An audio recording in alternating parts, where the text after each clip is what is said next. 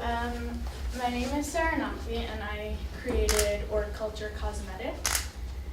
So just an overview. So my cosmetic company is a makeup company that creates products formulated with natural and organic ingredients. And I try and use 100% organic pigments because that seems to lack even within the natural organic industry cosmetic range. So how I came about this idea was that over the past year, I have actually lost family members due to cancer that I have been close to, and so that meant that I was at higher risk. So I began doing research, and I discovered that some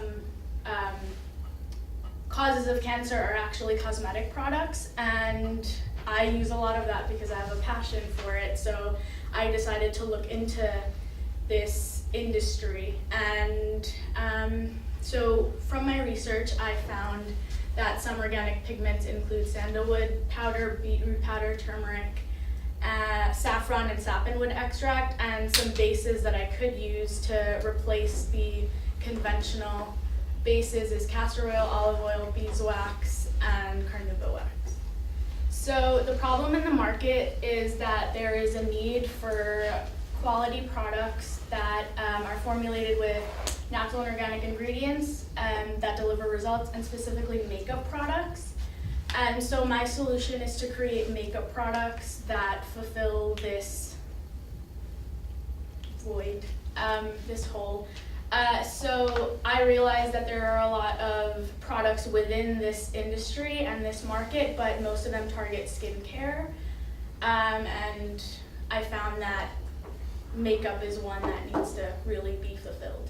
So my first hypothesis was that there is a need for makeup products within the natural and organic industry because RMS Beauty, Ilia Beauty, and Kyra Weiss are attempting to fulfill that market.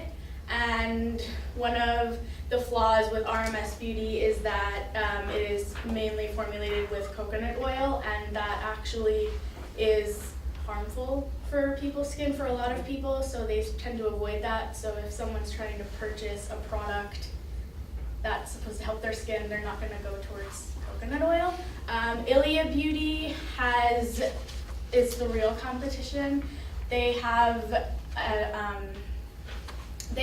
used luxury packaging and organic products to combine them and sell them, and they kind of target the middle class. And Kyra Weiss is very expensive. They are more of a luxury brand within the organic makeup realm. So my market discovery was I went to Sephora and social media, and I spoke to higher end makeup consumers as well as just everyday makeup consumers in Sephora, and they basically told me that they don't really care about how the product is formulated as long as it delivers results, which was kind of a big hit to me because that's the whole concept of my product, and they don't really care about the price. They just care as long as their skin looks good, like it's all covered up and the color works. So that came to my second hypothesis, where there's a need for affordable drugstore makeup products. And so the reason I thought that was because these products are actually available in Target, SW Basics, which are natural and organic products. But for, as you can see, I provided a picture, a 3-ounce bottle of cream is $30, so that kind of beats the purpose of affordable within the drugstore range. So when I went to actually speak to actual potential customers at CVS, Target, and Duane Reade, they told me that they would ideally like to purchase products with these ingredients, but the price range doesn't necessarily fit their budget because they budget more for rent and food, or if they have kids, for their kids. So they won't really be making those purchases, and price does matter for them. So then my third hypothesis was that there's a need for makeup products within the natural and organic beauty market that delivers results. So I looked into the Ayurvedic medicine, and a lot of the ingredients that they use are plant-based, and that can be 100% organic, and they look into a lot of skincare, and I realized that, that's one of the things I mentioned earlier with saplingwood extract that actually, or sandalwood, that actually clears up acne scarring if you use it as a face mask. So I was thinking about moving on to foundations. So my third market discovery was I went to Whole Foods, Sephora Beauty, Credo Beauty, and different makeup counters, and I spoke to health conscious consumers and makeup artists, and I found that those who are health conscious that do eat on a clean diet are more willing to purchase my goods. They don't necessarily look at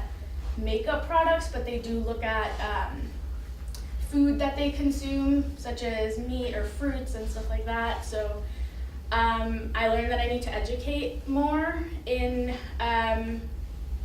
eating clean, but I guess using clean makeup products.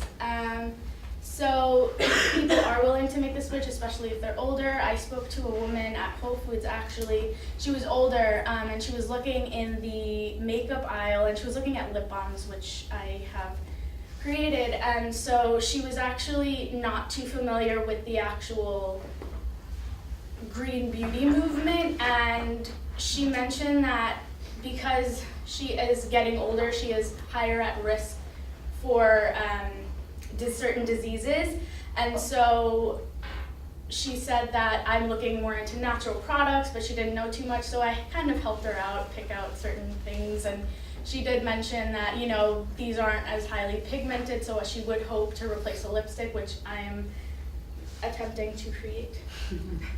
So for my implementation, I hosted an MVP event here in the eLab, and I received quite a bit of feedback.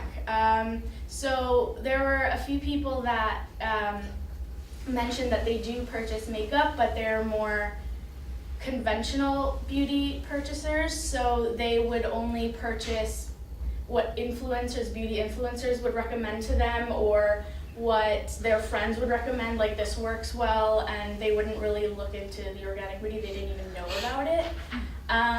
There was another person who actually did mention that she looked into the organic beauty, but she didn't necessarily, because she's a student, she's like, I can't really afford that. So I realized that there are a few different things that I can do to accommodate that, and also they tested out the formulation. So one of the formulations that I used was for a liquid lipstick, and that smaller one, and I got feedback that it was just a little tougher to take off, to wash off, and so I had to, I ended up sticking to lip balms and making that more into a lipstick form. So for A/B testing, I tested out Ilia Beauty Lip Conditioner and my lipstick for Organic Culture Cosmetics, and I had a few people just test out and swatch the two, and they couldn't really tell the difference in the formulation. So, but my product didn't have as much longevity, so I need to work more on the longevity of the product, but I did get validation that they would be willing to buy it because it did work as well if it was for a slightly cheaper price. So I decided to go at $20 per lipstick because Ilia Beauty is $26 for their lip conditioner, and so I will hopefully be available in each base store such as Sephora Beauty, Credo Beauty, and the Organic Cosmetic subscription box, which basically carries makeup products that are formulated with